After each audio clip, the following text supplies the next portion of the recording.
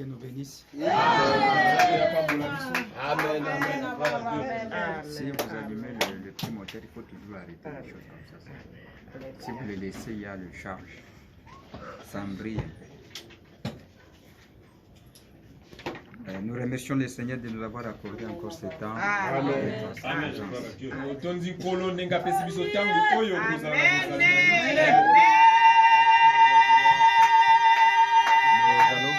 De vous lever pour qu'on puisse lire la parole directement. Vous allez aussi me pardonner de la façon que je me mets devant vous. J'ai un plaid qui me dérange, c'est là que je n'ai pas apporté les souliers.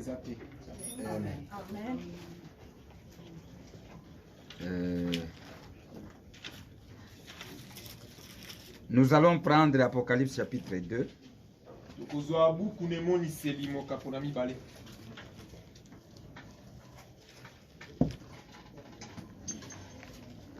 Alléluia.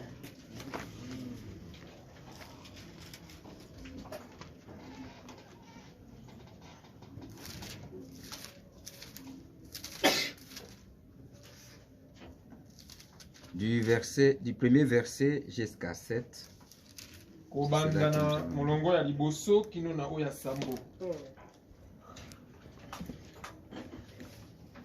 Écrit à l'âge de l'église d'Éphèse. Voici ce que dit celui qui tient les 7 étoiles dans sa main droite. Amen. Et celui qui marche au milieu de 7 chandeliers d'or. Komela mwanze na eklezia na Efese. Tala oyo lobi ye oyo asimbi minzoto sambo na loboko ne ya mobali. Pe yo azali kotambola na kati na bipeliseli sambo na mwinda na wolo. Je connais tes œuvres, ton travail, ta persévérance. Je sais que tu ne peux supporter les méchants et que tu as éprouvé ceux qui se disent apôtres et qui ne le sont pas. Et que tu les as trouvés menteurs. Na yebi misala na yo pe na yebi bokasi na yo pe na yebi koyika mpika na yo piko na yo na yebi te okoki koyika mpiko te na bato na mabe pe okoki ko sepela te na bato bazali komibenga bantoma pe bazali omeki ba babengaki bantoma pe bazali bantoma na lokuta pe yo omoni ete bazalaki bakosi. Que tu as de persévérance, que tu as souffert à cause de mon nom, et tu ne l'es point lassé. Yebi ete oyikaki mpiko oyoki pasi mpo na ntina ya kombo na ngai pe yo otikali kotika ngai te. Mais ce que j'ai contre toi, c'est que tu as abandonné ton premier amour. Kasi eloko nazali kotelemela yo ezali po ete osundoli bolingo na yo ya ebandeli. Souviens-toi donc d'où tu es tombé. Répands-toi et pratique tes premières œuvres. Amen. Sinon, je viendrai à toi et j'ôterai ton chandelier de sa place, à moins que tu ne te répandes. Mikundolela epai wapi okwei bongola motema pe salela misala na yo ya ebandeli. Soki te na koya epa na yo na kolongola epeliseli ya mwinda oyo natiaki esika na yango. Bobele soki obongoli motema. Tu as pourtant ceci, c'est que tu es les œuvres de Nicolaïte. L'œuvre que j'ai aussi. Atako bongo ozali na oya malamu oyinaka misala na Nicolaïte, misala oyo ngai pe na inaka. Que celui qui a des oreilles attende ce que l'Esprit dit aux églises. À celui qui vaincra, je donnerai à manger de l'arbre de vie qui est dans le paradis de Dieu. Amen.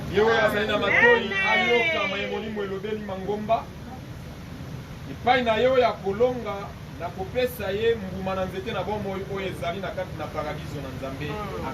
Père Céleste, bénis ta parole au milieu de nous et dans nos cœurs. Ouvre l'encadrement spirituel ce soir pour que nous puissions encore saisir quelque chose que tu vas ajouter. Bénis notre présence, Seigneur. Accorde tout ce que tu nous as réservé. Laisse à ce que nous puissions parler de ta part. Au nom du Seigneur Jésus-Christ. Amen. Que Dieu nous bénisse. Comme nous avons commencé les premières églises depuis le dimanche, et le dimanche, on avait entré dans l'introduction de ces premières églises.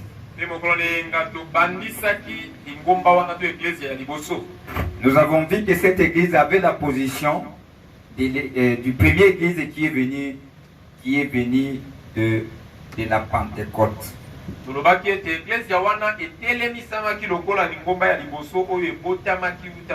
Ils avaient cette expérience-là. Et cette église que nous parlons, c'est ça le début de l'église des nations. C'est là où l'âge des nations a commencé en parlant de l'église. Que Dieu nous bénisse. Puisque le prophète nous a dit que la lumière a quitté du matin vers le soir. Et le matin, c'était les Juifs. Et ils ont rejeté l'étoile du matin. Et le message est retourné aux nations. Et comme c'est retourné aux nations, c'est là que nous parlons de l'épouse des nations. Et cela a commencé quelque part. Où? À quel endroit que cela a commencé? Cette église n'a pas commencé à Jérusalem, l'église des nations. Non. Jérusalem, c'est la première église de Pentecôte que Jésus avait laissé sur la terre. Il avait choisi les disciples. Et après, les disciples étaient dispersés. Avant qu'ils étaient à Jérusalem, Dieu avait choisi un homme, un prophète qui va envoyer aux nations.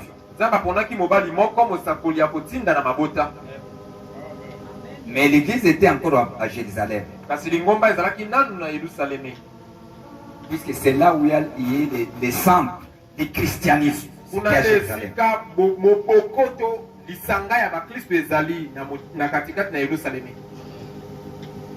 Que Dieu nous bénisse. Suivez maintenant bien comment les choses vont commencer. Si nous avons terminé l'introduction, que nous avons vu les principes du choix que le prophète a pris,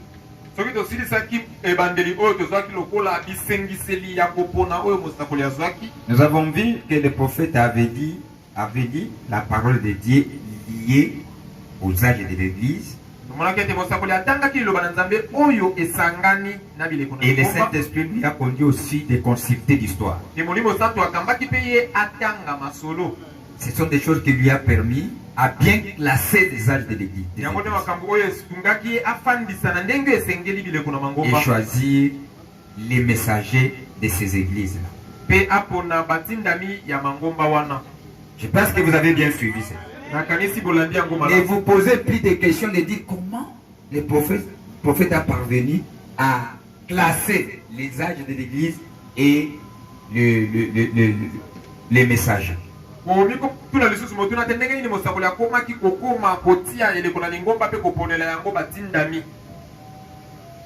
Vous avez déjà la réponse. Il s'est fondé aux Écritures.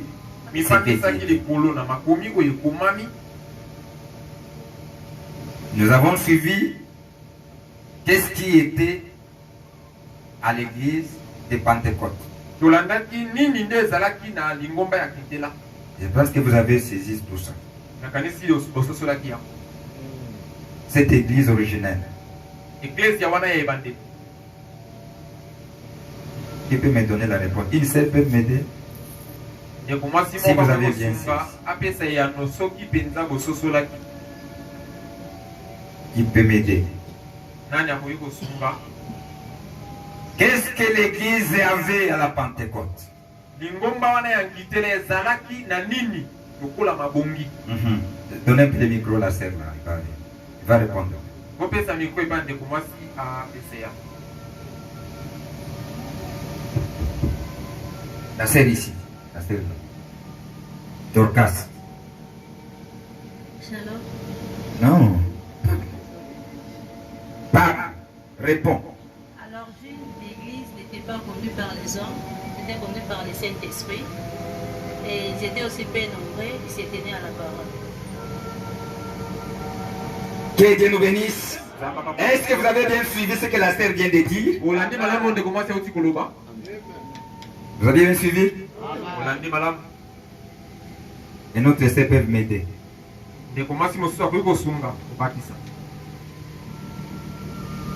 Ah, donnez aussi le micro.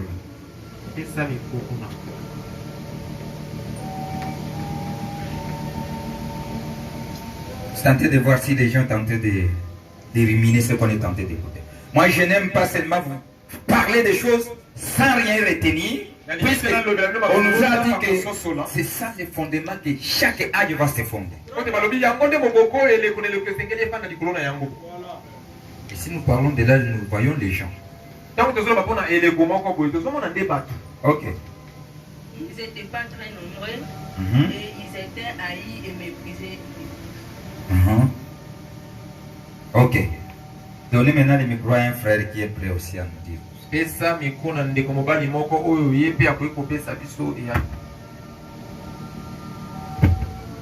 On a vu le système maintenant pour Maintenant, je commencerai à poser des questions. Un frère aussi peut nous aider.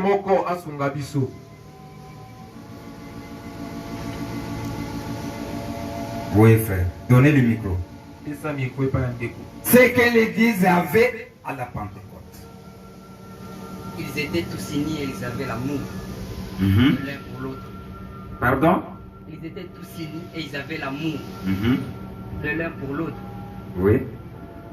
Et ils vivaient la parole correctement. Oui. Et notre frère?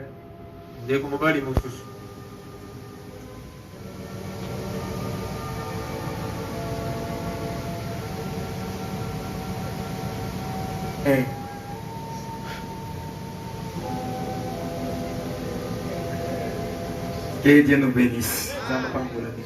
Nous avons suivi que ce qui était à l'église de première église à la Pentecôte, cette église-là n'était pas organisée.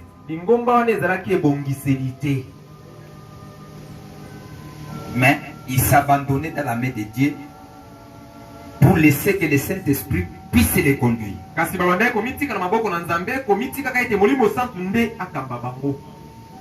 Ils n'étaient pas conduits par l'homme, mais ils étaient conduits par le Saint-Esprit. Deuxième point, nous avons suivi que ce n'était pas une église qui était plus nombreuse, non. Ils étaient peu. Ils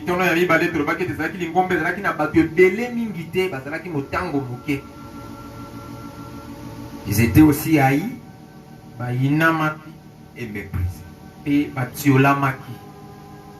Vous saisissez?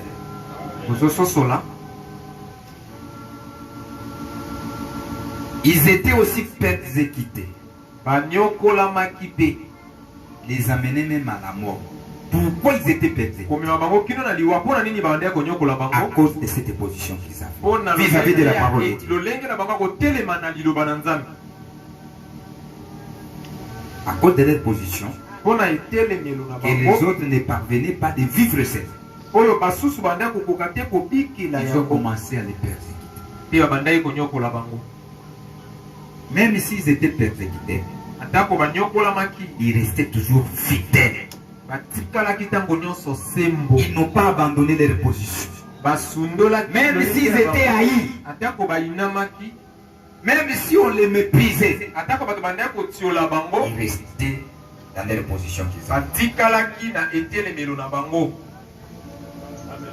Ils se tenaient toujours au modèle de la parole de Dieu. Ils étaient attentifs de ce que le Saint-Esprit leur disait. Qu'est-ce que la parole de Dieu dit? Et si la parole de Dieu, on leur dit que voici ce que la parole de Dieu dit, ils se tenaient là. Ils ne bougeaient même pas. Voilà leur position. Et c'est ça le modèle de tout chrétien. Pas de désordre qu'on est en train de faire. Pas cela.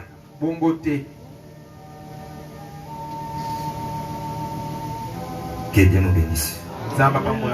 Est-ce que vous avez saisi maintenant? C'est ça ta position aussi. Prenez aussi cette position. Vous êtes prêts à prendre cette position aussi? Ok. Merci. Le deuxième point maintenant. Nous allons voir qui était le messager, qui a fondé cette église d'Éphèse.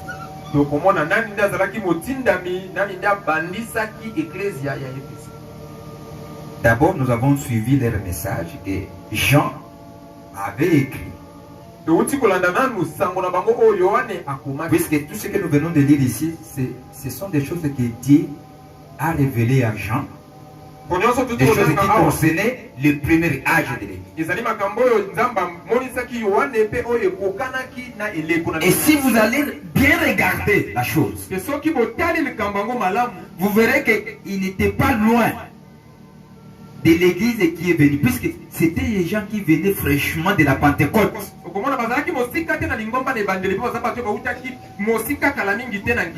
Et ces gens ici, les Éphésiens, ils ont été persécutés par les Juifs, par leur position qu'ils avaient.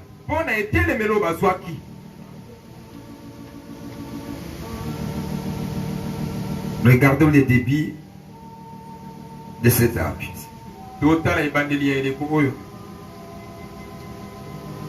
Prenons les prophètes pour que nous puissions voir un peu quelque chose ici. Exposé, page 69. Allons-y là-bas pour que nous puissions voir quelque chose de comment les choses ont commencé.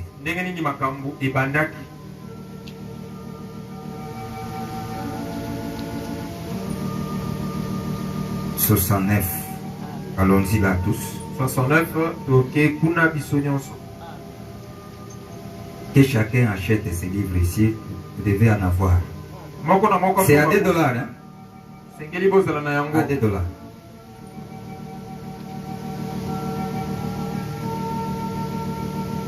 Le prophète est ici.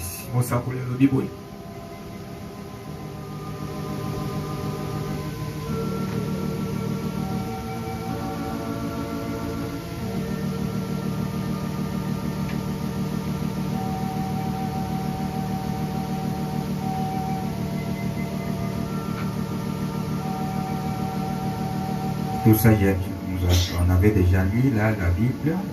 Allons page 70. Page 70, c'est là où nous allons voir un peu vite.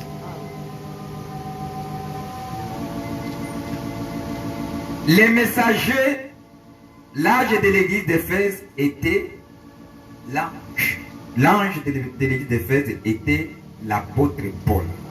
Motindami mwanje ya elekona Efese ezalaki ntoma Polo. Est-ce qu'on est ensemble?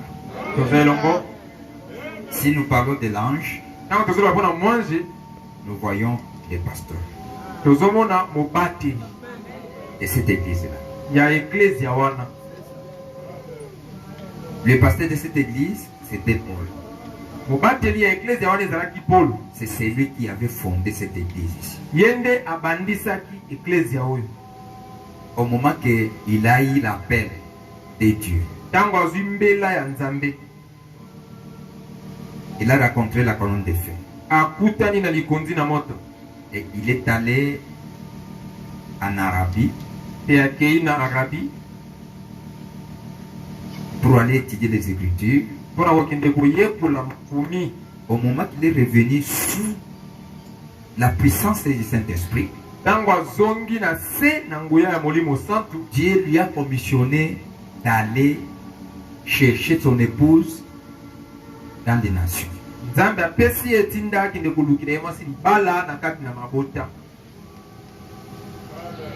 Et parmi le travail qu'il est allé faire, il est allé créer cette église d'Éphèse.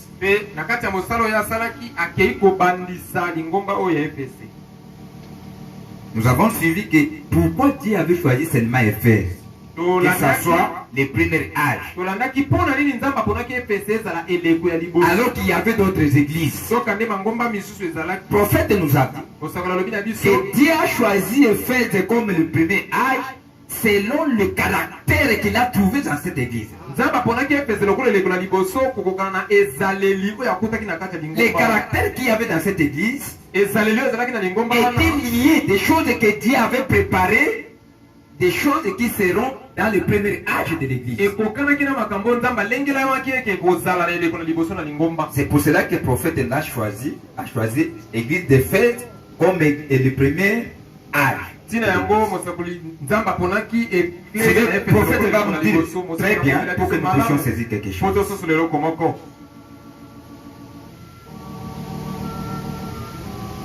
Je prends sa prédication pour que je puisse un peu prendre.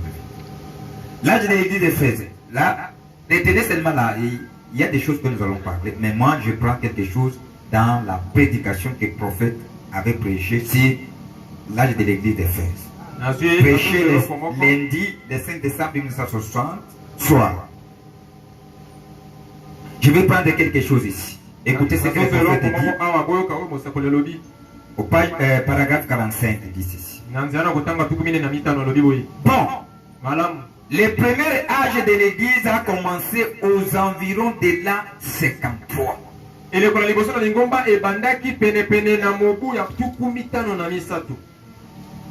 Cette année, c'était après la mort de Jésus-Christ. Si vous pouvez calculer, Jésus était mort à 33 ans. Vous verrez que c'était 2 ans. Après la mort de Jésus et de la manière qu'il est monté. C'était 2 ans. 20 ans, pardon. 20.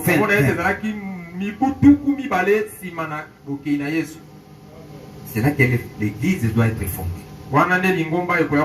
Après 20 ans.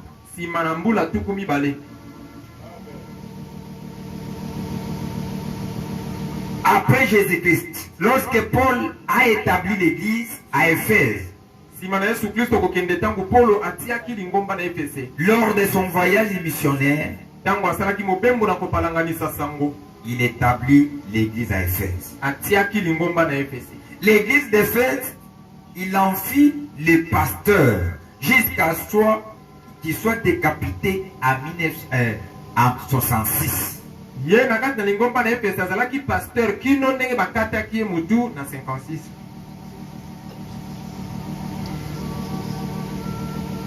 Est-ce que nous suivons bien?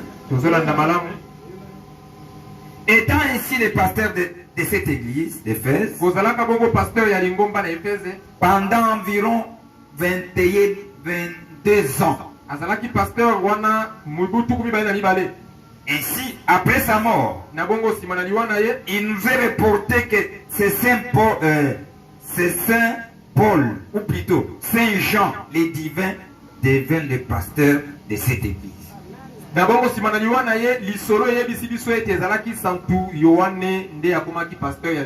Vous verrez, le prophète va nous dire aussi, à l'exposé, il va dire que c'est autant que Paul était là-bas, Timothée doit devenir le premier évêque dans cette même église que Paul avait point, il avait établi comme évêque.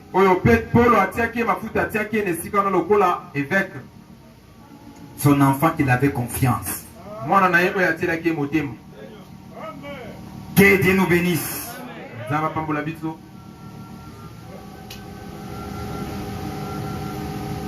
Étant ainsi le pasteur de cette église d'Éphèse, jusqu'à ce qu'il soit décapité en 66. kozalaka bongo pasteur ya Éphèse kino bakata ye motu na 66 pendant environ 22 ans. na kati na bambula 22 ans. Ainsi, après sa mort, na bongo sima na liwa na ye, il nous est reporté que c'est Jean le Divin devait le pasteur de cette église. lisolo yebisi biso ete Yohane na bonzambe nde akomaki pasteur ya ecclesia wana. C'est que ces livres d'Apocalypse ici étaient écrits après que Paul était déjà mort, il n'était plus.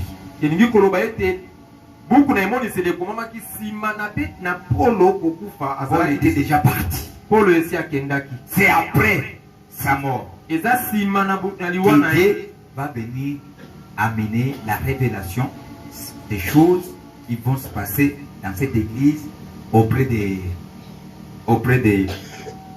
gens. nde na sima na liwa na Paulo nde nzambe akomemela Yohane makambo oyo koya na lingomba oyo.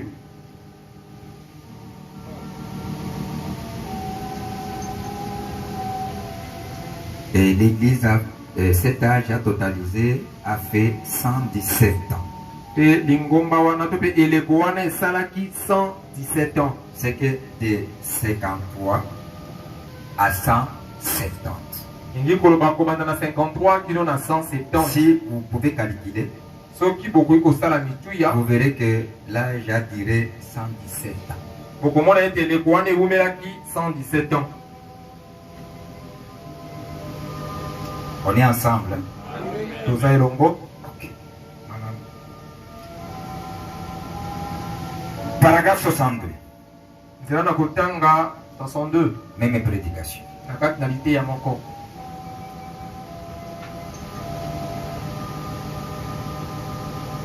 La première église, l'église d'Éphèse, Église na liboso, église na Éphèse. avant que je puisse aller un peu vite, je peux aller un peu vite pour que vous ne puissiez pas un peu saisir bien. Nalingi tena kende mango bobo sur le. Je vais d'abord prendre pourquoi le prophète avait choisi Paul comme l'âge de cette église ici. Nalingi non nazo pona ni mosa. De sorte que je puisse un peu tourner là-bas. Tika non na ba kana wana. Il y a quelque chose qui va nous aider. Avant que nous puissions entrer dans l'histoire. Liboso to kota na kati na lisolo wana. J'aime que nous puissions suivre quelque chose. Nalingi to landeloko moko. Si nous pouvons prendre, frère, tu peux nous lire un peu. Lisez-nous un peu. Actes, chapitre 13, verset 26. Prenez vos Bibles. Bozo ba Biblia na bino. Isala na bantoma mokapona. Zomi na misa to nzana kotanga to kumba na motoba. Actes, chapitre 13. Verset 26 jusqu'à 27, vous allez sauter 42 jusqu'à 49.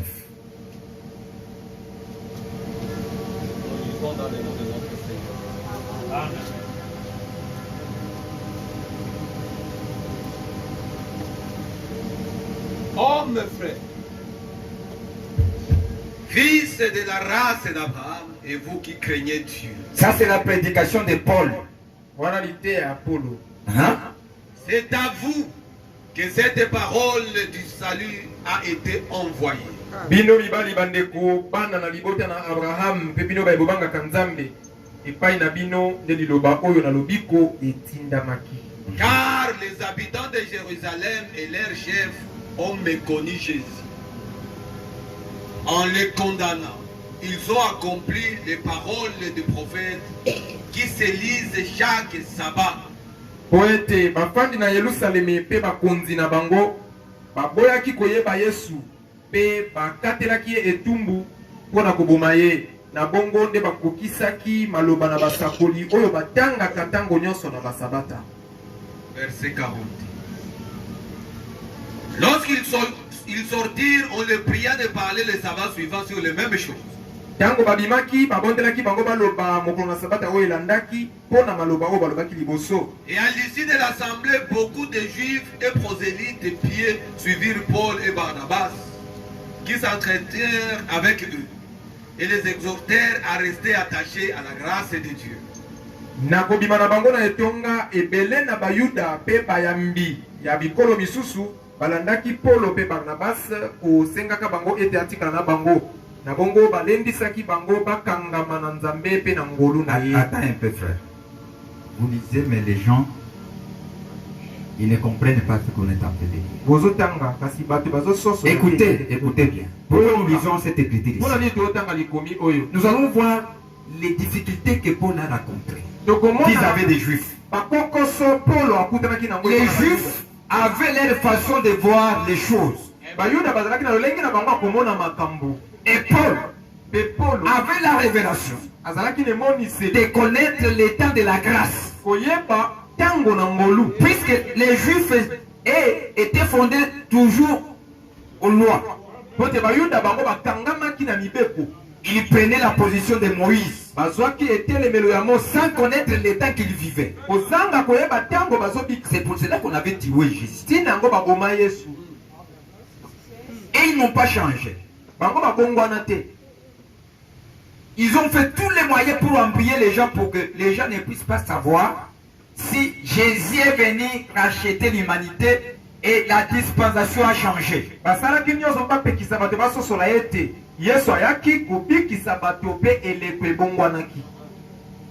Puisque les salis étaient déjà sur la terre par la grâce de Dieu. Mais et restaient toujours dans la justice. Loi. Et ça a été dans maintenant Paul s'opposait de cette position. Au moment qu'il s'opposait de cette position, c'est pour cela que vous verrez comment il a commencé au moment qu'il prêchait au milieu de ses peuples. Au moment qu'il prêchait, il a mené les juifs de connaître qu'est-ce qu'ils vivent dans quel état.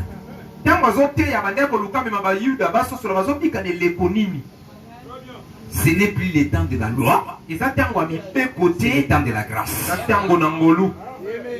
Que Dieu nous bénisse. Et n'écoutez pas. Il ne saisissait pas. Au moment qu'il ne saisissait pas, ils écoutaient ce que Paul prêchait. Puisque Paul était avec Barnabas. Maintenant, au moment qu'ils ont dit, ils ont posé encore à Paul la question, dit, nous avons écouté ce que tu as dit maintenant. Qu'est-ce que tu dis aussi du sabbat? Qu'est-ce que tu dis concernant le sabbat? Écoutez maintenant ce qu'ils vont dire, ce que Paul va parler. Recommencez maintenant là-bas, frère. Lorsqu'ils sortirent, on les pria de parler le sabbat suivant sur les mêmes choses. Ah, les jours du sabbat là, qui se parlait encore des choses.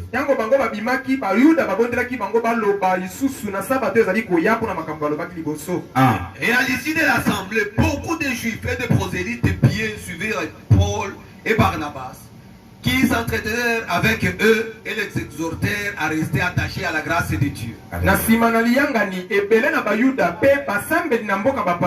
Balandaki Polo pe Barnabas kosolola na bango pe balendisaki bango ete bakanga matango nyonso na ngolu na Nzambe. Le sabbat suivant. Est-ce que vous avez suivi?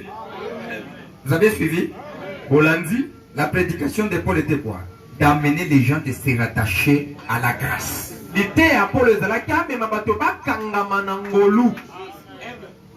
Est-ce que vous croyez la grâce? Est-ce que vous croyez la grâce? Si vous croyez la grâce, vous deviendrez un homme changé. Ce n'est pas de nos mérites. C'est la justice.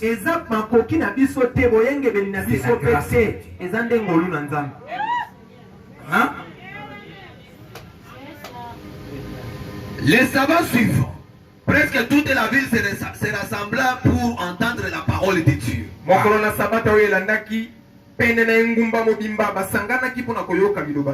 À travers qui? Paul. Ah. Les Juifs voyaient la foule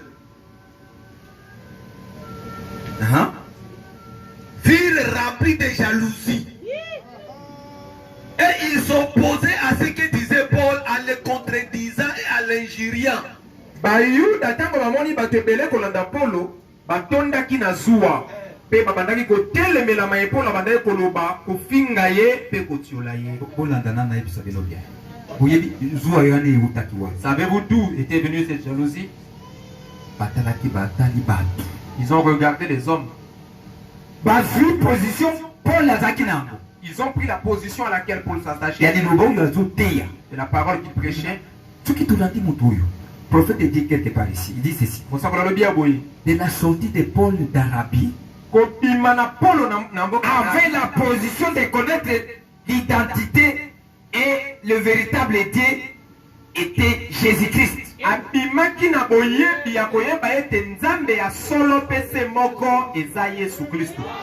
Le Messie, le Christ.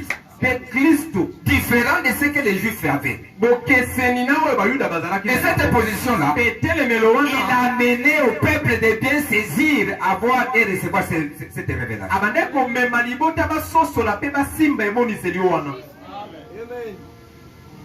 Et les gens venaient d'écouter. Maintenant, les gens qui avaient des positions de prosélytes, il y avait les positions de voir des choses. Il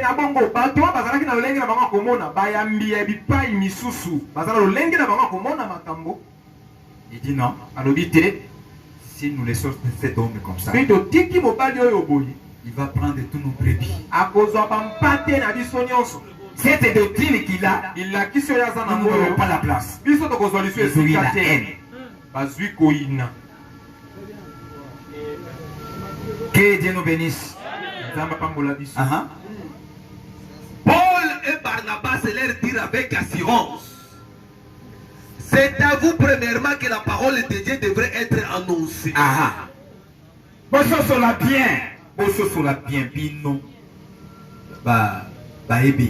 Comprenez ceci, vous, Hébreux. Comprenez bien que ces choses vous appartenaient autrefois. Cette parole de Dieu vous appartenait.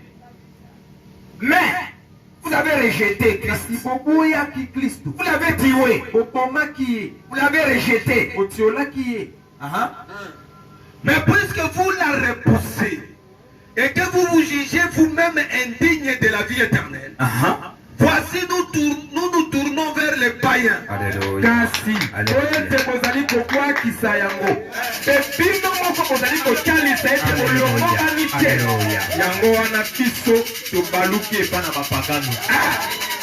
Que Dieu nous bénisse.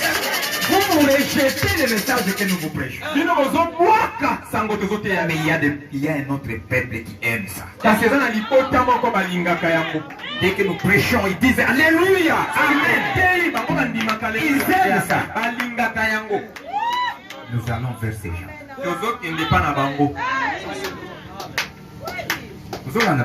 Vous suivez, frère. Car ainsi nous l'a ordonné le Seigneur. Alléluia. Alléluia. J'étais établi pour être la lumière des nations, pour porter le salut jusqu'aux extrémités de la terre. Amen.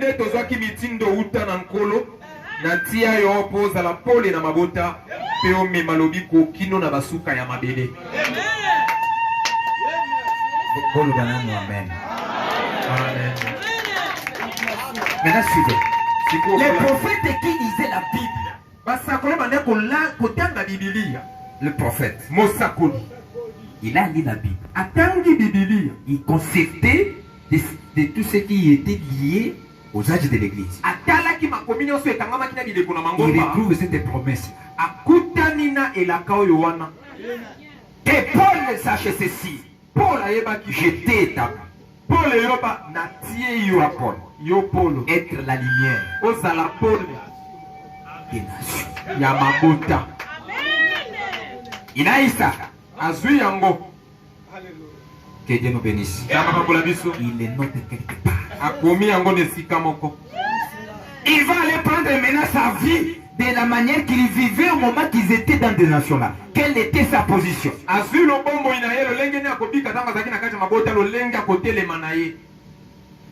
Comment il prêchait et comment Dieu l'accompagnait pour qu'il puisse se décider de dire que c'est celui-ci.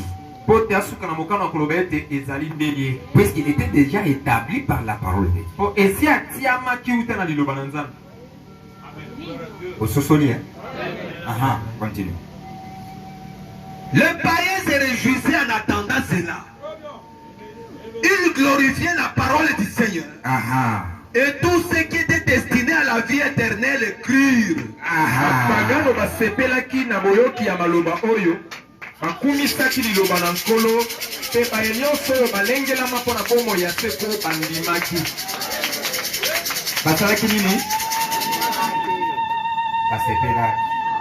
C'était réjoui. Tout le monde dit la parole de Dieu le dit. Mais pourquoi toi tu ne te réjouis pas de la parole? Pourquoi?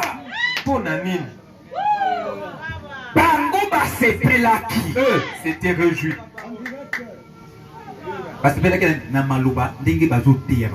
ils se sont réjouis de la façon dont on prêchait. Alléluia. Ils se sont réjouis, ils se sont levés, ils ont dit c'est la vérité. Avec la joie. Et le Saint-Esprit aussi était content. Mais toi, tu ne te réjouis pas, pourquoi? Tu me diras, je suis un peu très sérieux face au Seigneur. Mais à la maison, tu n'es pas trop sérieux. Vous avez terminé? Aussi de Sagi? Jusqu'à 49. La parole du Seigneur se répandait dans tous les pays. Amen.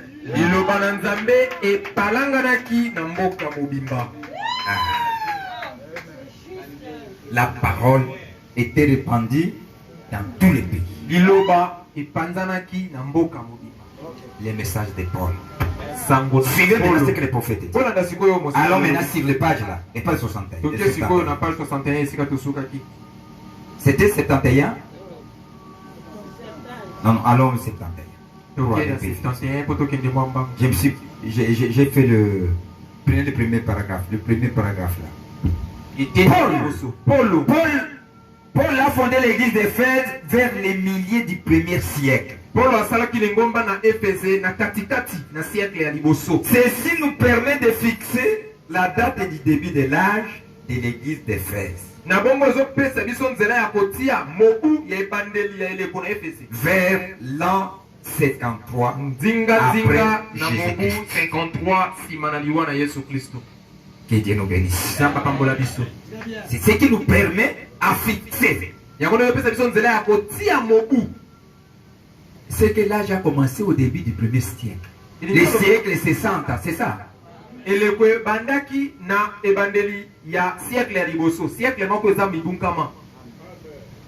Maintenant, depuis l'instauration, depuis qu'il a fondé l'église d'Éphèse à 53, jusqu'à 170.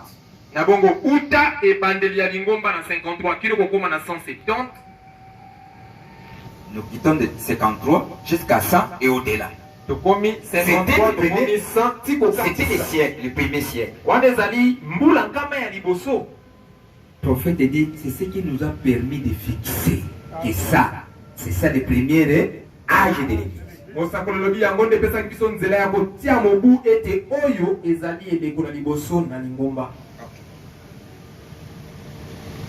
Il continue.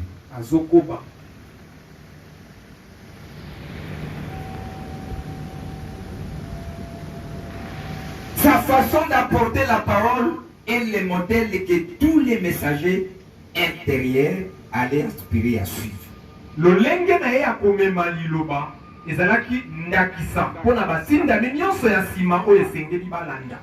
La façon que Paul prêchait,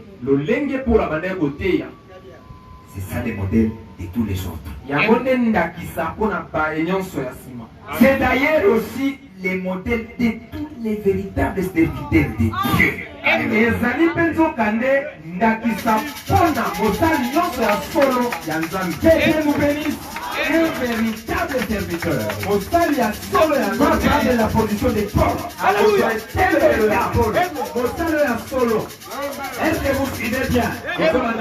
Un chrétien qui est bien enseigné, qui rentre dans une église, premier réflexe, il va regarder si cette église-là marche selon la position de Paul. Puisque le prophète nous dit déjà qu'un véritable serviteur de Dieu prendra les modèles de Paul.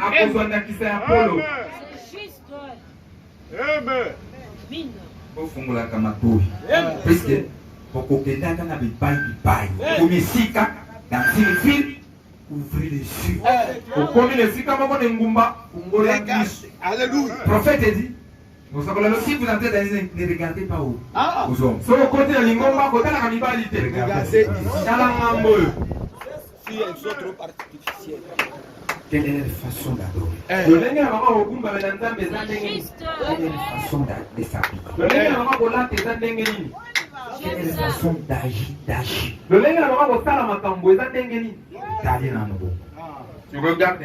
Et après, tu entends comment la parole se prêche. On va pas seulement un parking dans la voiture. Si j'entre ici, j'aurai une très belle femme. C'est ainsi que vous êtes mal conduit dans vos histoires de mariage. Je prendrai une position ici. Je vous suis très bien. Je vais prendre une position dire. Dire, Yamakasi. Bien. Je n'aime pas vous suivre. Pourquoi c'est comme pour l'église? Je n'aime pas des choses comme ça.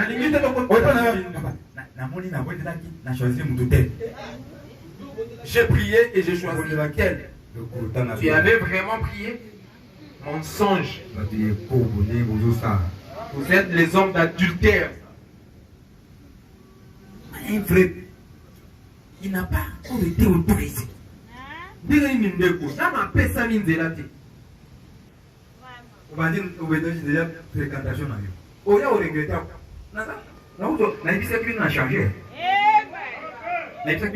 Je vous ai dit que j'ai n'aime pas de désordre. Oui, attendez. J'ai des pays de passer mariage. Allez, cherchez notre pasteur. Il y a beaucoup d'églises. Puisqu'il y a des gens qui. Beaucoup d'églises. Nous devons prendre des modèles. Il faut arracher les bénédictions du mariage. Il y a des bénédictions. Il y a des bénédictions. Je sais que vous jouez avec les mariages. Il y a des. Regardez mes frères. Prophète dit après les sadis. C'est la femme que vous jouez avec.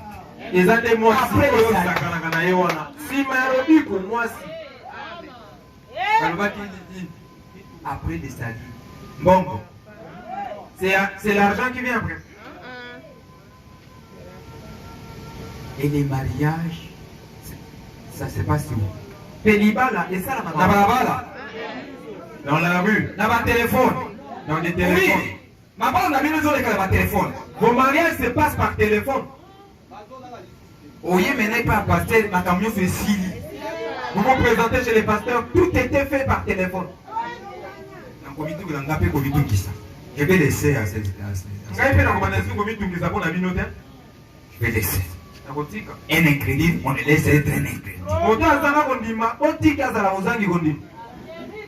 papa.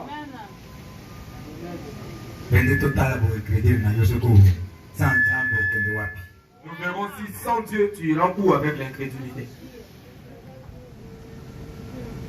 Est-ce qu'il y a eu le prophète nous laisse tout le temps. Mes frères, les prophètes, il n'y a pas de choses à aller vite. Le prophète a fait tout.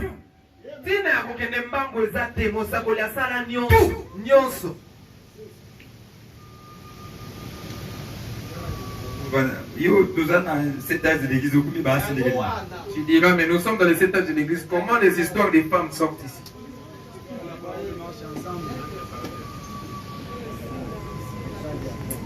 Mes frères, il faut aimer Paul, mes frères. Devons l'aimer. Sa façon d'apporter la parole est le modèle que tous les messagers extérieurs allaient aspirer à suivre.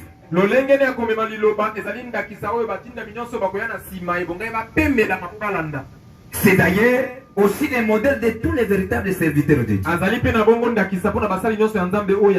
Même si ce dernier n'atteindra pas les mêmes sommets que Paul dans les domaines prophétiques,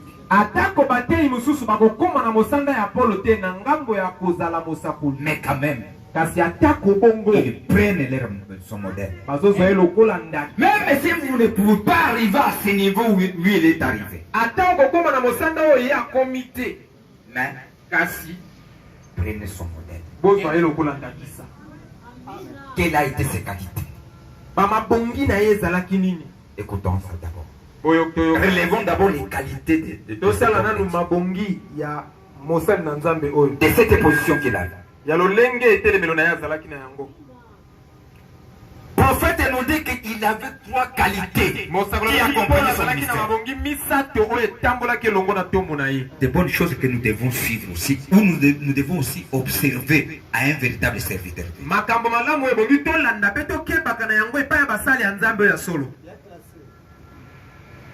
Première qualité. Paul était fidèle à la parole. Jamais défié. Peu importe les prix. Un véritable serviteur de Dieu doit être fidèle.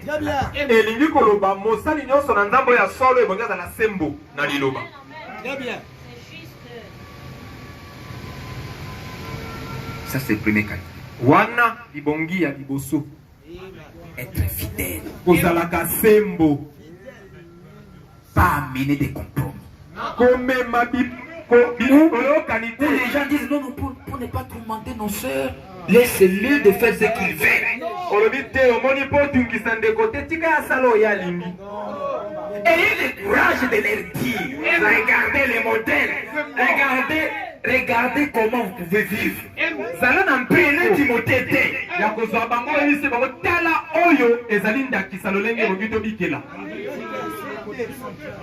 Que Dieu nous bénisse. Ayez le courage de leur dire, de leur donner les Écritures. Même si vous êtes coincés. Tu vois, dans l'église, il y a beaucoup de gens qui ont des moyens, qui supportent les pasteurs. Ce sont les gens qui ont des femmes.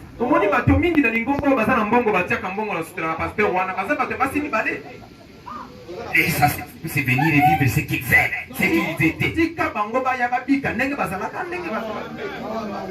Nous sommes dans les temps de la grâce. Si tu es avec des femmes, laissez-tu avec des femmes.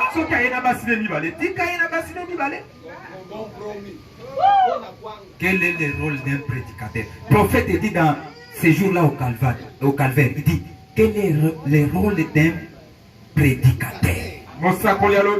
Le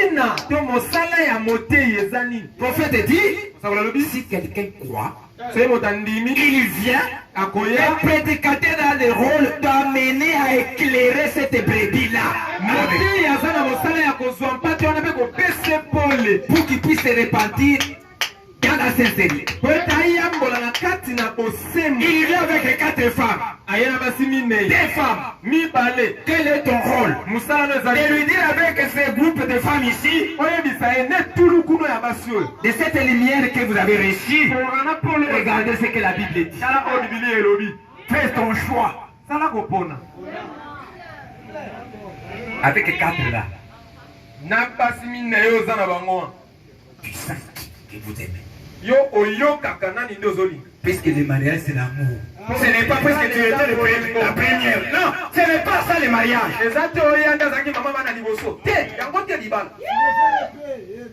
Il vient dans le monde, il n'a pas la lumière. Il vient à la parole.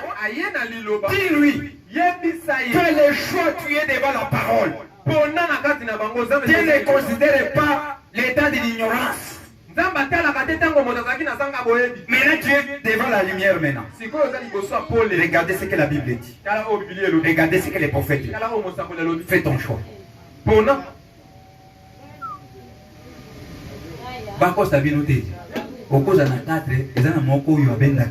Que personne ne te trompe, tu peux avoir 4 femmes, mais il y a une seule qui attire ton attention. C'est elle ta femme. Celle que tu aimes. La coutume te dira la première. Non, la première femme là, c'est pas toi qui l'avais choisie, on te l'a donné par tes parents.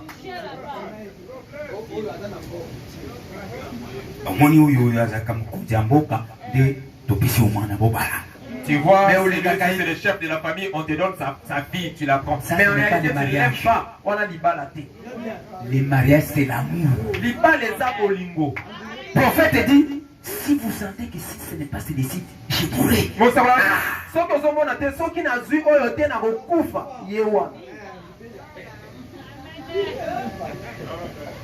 Passe, hein, déjà passe. Elle a déjà beaucoup d'enfants. Les prostituées aussi peuvent avoir des enfants. Ce sont mes enfants, je ne les refuse pas.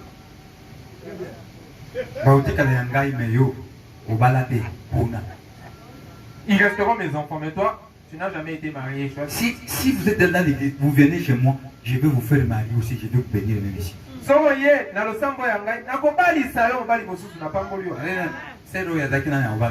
Cette sœur ici ne s'était jamais mariée. Elle a eu des enfants. Oui, elle a eu des enfants parce qu'elle était dans le monde. C'est maintenant qu'il a fait le choix. Puisqu'il est devant la lumière. La lumière va évoluer. La lumière ne peut pas te laisser te rester dans l'obscurité. Non.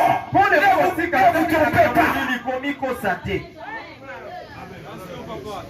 Amen. Pasteur, tu dis des choses difficiles. Ce n'est pas difficile. Pasteur, Paul était fidèle à la parole de Dieu. Le prophète a ajouté quelque chose de bon. Qu'est-ce qu'il dit? Jamais dévié. Regardez la chose. Peu importe les prix. La chose, peu importe les prix. Mention il y a la révélation de la vie éternelle. Il va se décider. Je me décide pour faire mon choix. La vie ici que je vis, c'est une vie de cochon. Je vais faire mon choix. Est-ce que réellement tu m'as choisi comme ton époux?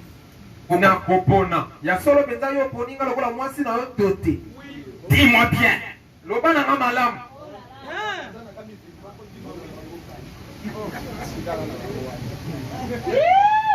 Que Dieu nous bénisse, mes frères. Peu importe les prix.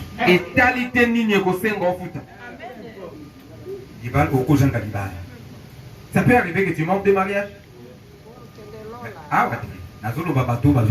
Mais pas ici. Ici, vous êtes déjà passé par la parole. Et si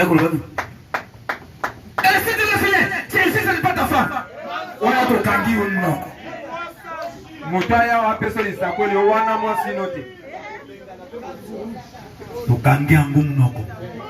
On le fait taire. Est-ce qu'il y a des dons qui amènent des troubles?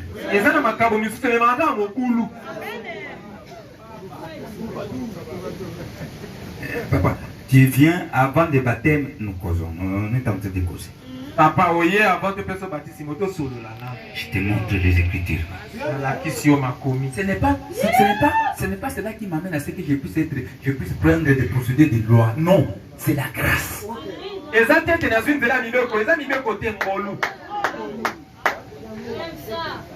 Paul avait été fidèle à la parole. Comment nous disons qu'il était fidèle à la parole? Nous prenons l'Écriture. qui nous montre réellement qu'il était fidèle à la parole de Dieu. Galates, premier chapitre.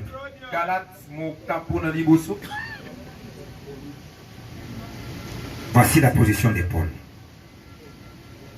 qui a amené le prophète de voir réellement qu'il était fidèle à la parole de Dieu.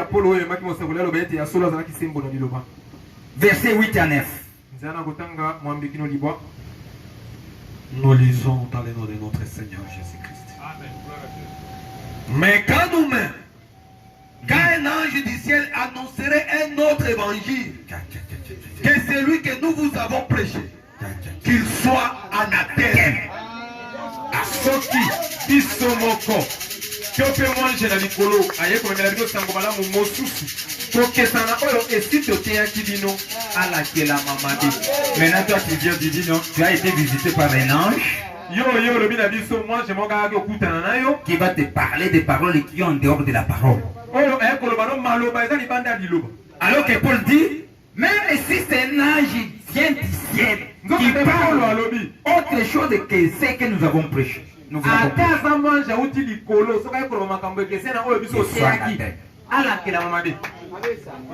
Il était sûr de la révélation qu'il avait reçue. La parole qu'il avait plantée dans les cœurs de Dieu. Il avait la position. Que Dieu nous bénisse. Même si c'est qui peut venir. Il prêche autre chose. C'est pour cela que Pierre, il a regardé Pierre, il a été l'ancien Pierre. Paka. Tu es hypocrite. Ancien, au milieu des païens, tu te fais voir comme non, tu n'es pas lié au.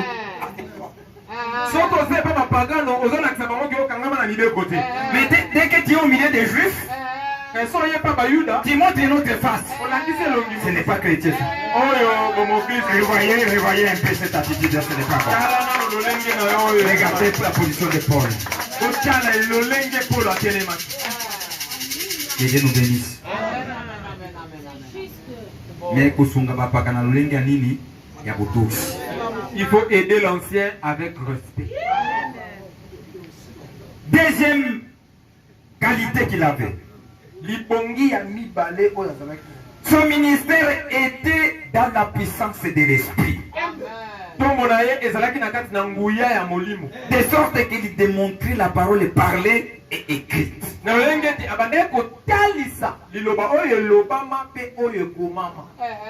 Comment nous pouvons démontrer la parole écrite et pas? C'est au moment qu'on est tenté de voir comment Dieu est en train de confirmer tout ce que nous disons. Voici des signes qui accompagneront ce qui est. Ils imposeront les mains aux malades et les malades seront guéris. Vous imposez les mains et nous voyons les résultats. Vous parlez des choses et Dieu confirme cela. C'est ça l'évangile. C'est ça de montrer l'évangile. Ça doit être accompagné par des prodiges et des miracles. Pas seulement la parole. Sans des résultats, non. Ça va changer, ça va transformer les gens. Et voir comment Dieu est en train de confirmer tout ce que nous parlons. C'était des qualités dans le ministère de Paul. On arrivait même à prendre l'habit qui a touché seulement le corps de Paul. C'est là guérissait les malades.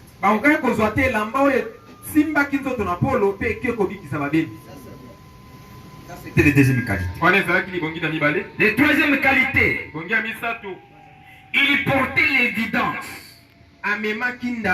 Les fruits de son ministère récits de Dieu.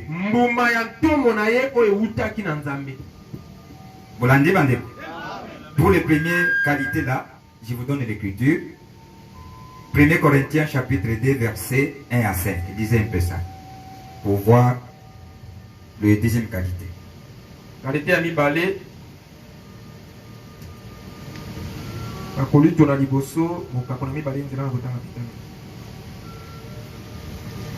1 Corinthiens chapitre 2. Premier verset jusqu'à 5. Nous lisons.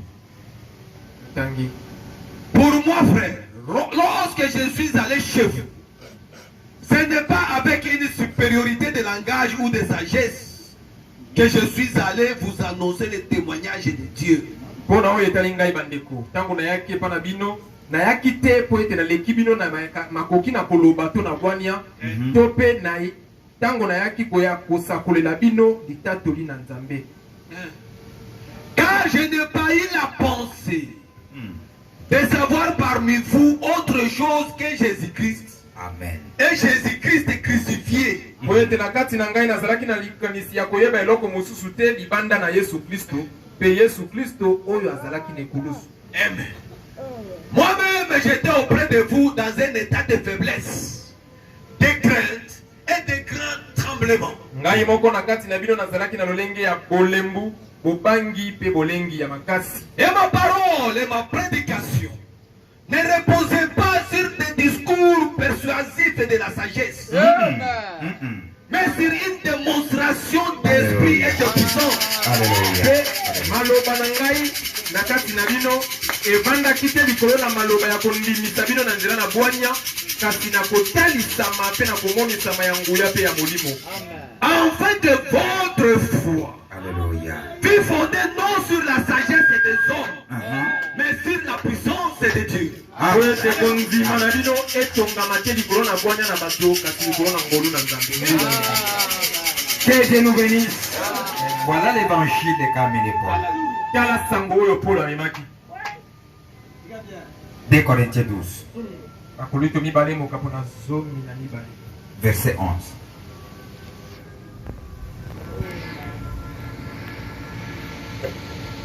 Nous lisons dans le nom de notre Seigneur Jésus-Christ. J'ai été un insensé. Vous m'y avez contraint. C'est par vous que je devrais être recommandé. Alléluia. Car je n'ai été inférieur en rien aux apôtres par excellence. Quoique je ne sois rien. Nazalaki lokola zoba. Bino nde botindaki ngai nazala bongo. Eza po ete bino nde moto bosepelaki natindama. Alléluia. Nazalaki mukie ata mukie te liboso na bantoma oyo bomonaka minene. Nzoka naza pe eloko te. Alléluia.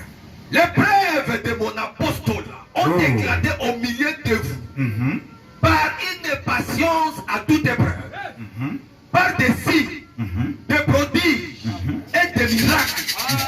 Kondimisama ya mosala na ngai efungwamaki liboso na bino na nzela na motema molai na kati na minyoko nyonso na kati na bilembo kati na bikamwisi mpe misala na nguya.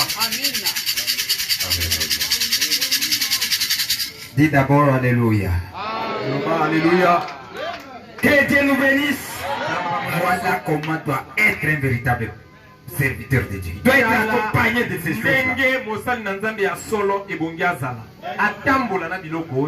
Et tout ce que Paul nous disait là, il a mené l'église à rester au milieu. Que Dieu nous bénisse. Voici ce que les prophètes ajoutent quelque chose ici pour que nous puissions terminer. Je vais vous lire quelque chose ici pour que je puisse vous libérer. Hébreux, premier chapitre. Non, non, pas la Bible. C'est la prédication.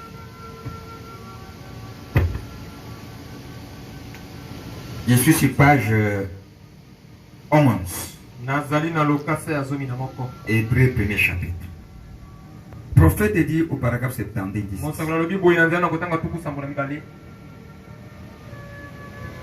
Écoutez ce qu'il dit. Maintenant, Paul voulait amener l'église bien au milieu de la route. Alors, il est allé étudier pendant 3 ans les Écritures qu'il connaissait. Donc, c'est Paul qui a écrit la majeure partie du Nouveau Testament. Dieu lui a fait écrire parce que l'ère des nations s'ouvrait.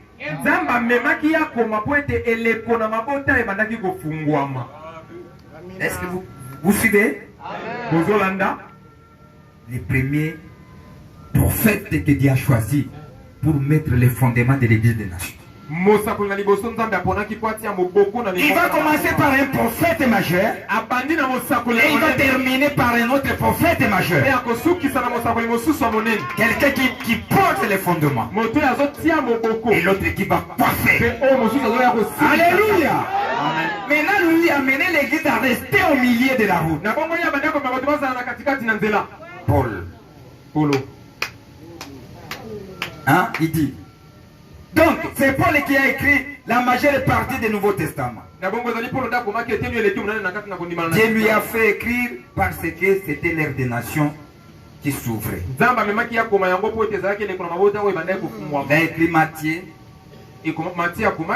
Marc, Luc et Jean. Et les 4 évangiles, c'est lui qui a écrit ça. Ces gens ici étaient des juifs. Mais Paul a écrit la plupart des épîtres. Mais ces gens que nous citons ici, c'était des juifs. Paul lui-même aussi était juif. Que Dieu nous bénisse. Paragraphe 58, il dit Paul, voilà, il aimait vraiment beaucoup la parole. Donc, avant de témoigner de la grande expérience qu'il avait vécue, il est allé en Égypte. Il y restait pendant 3 ans. Je crois que c'était 3 ans là-bas en Égypte. Et vous savez que je crois qu'il a fait. Je crois qu'il a pris l'Ancien Testament et qu'il a sondé à fond tout l'Ancien Testament. Et il a constaté que c'était indiscutablement là le Messie.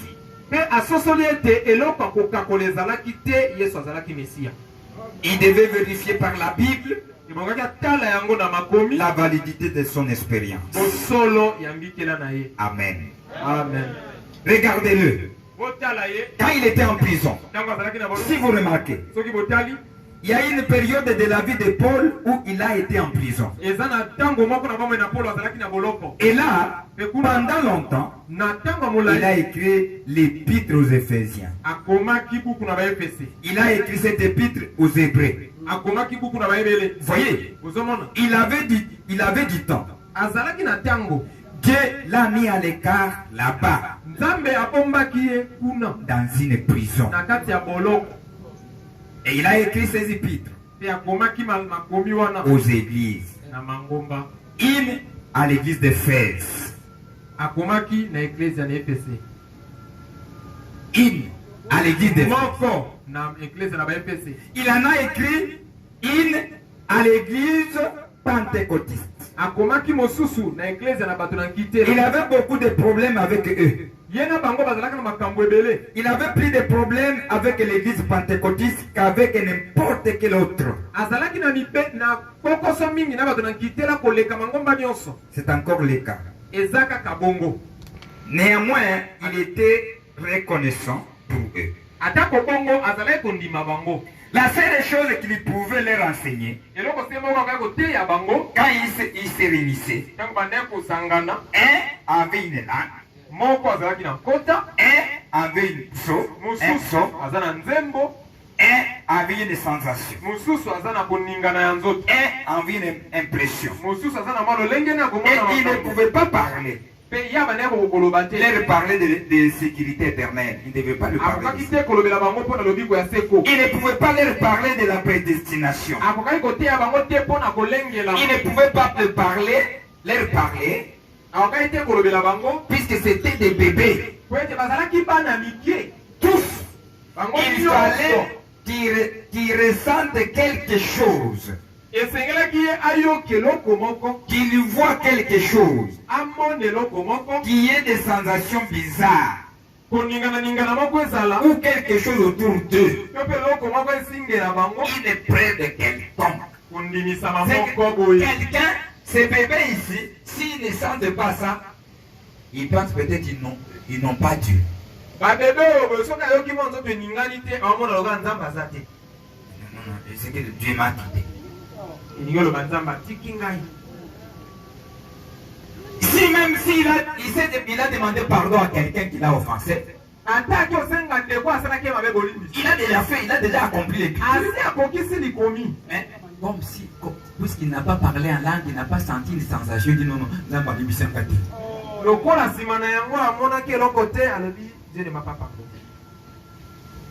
c'est ça les bébés.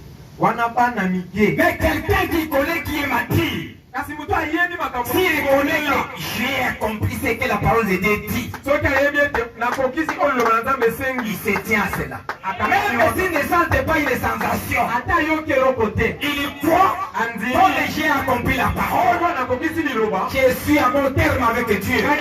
Puisque j'ai accompli ce que la parole de Dieu dit, que Dieu nous bénisse. Nous devons quitter des tas de bébés pour aller dans la maturité, d'accomplir la parole de Dieu. Parce que vous avez saisi quelque chose. C'était des bébés tous. Il fallait qu'ils sentent quelque chose. Pourquoi? Mais lorsqu'il parlait aux Éphésiens, il pouvait annoncer que Dieu nous a prédestinés à être des fils et des filles de Dieu.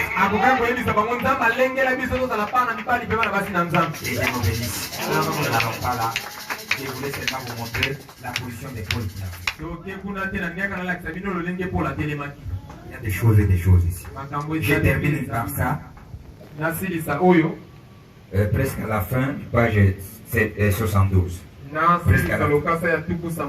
moment où la révélation d'Apocalypse a été donnée, d'après la tradition, Paul était déjà mort à martyr. Mais Jean poursuivait l'œuvre à sa place exactement comme Paul l'avait fait à l'époque. Il est fait comme Paul soit mort avant qu'Apocalypse soit donné, n'enlevait rien au fait qu'il était un messager de l'âge de l'église d'Éphèse.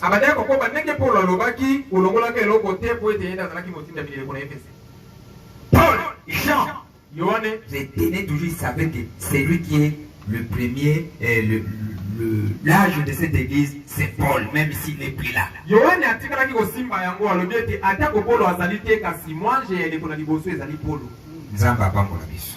pense que vous avez compris. Vous vous arrêtez là.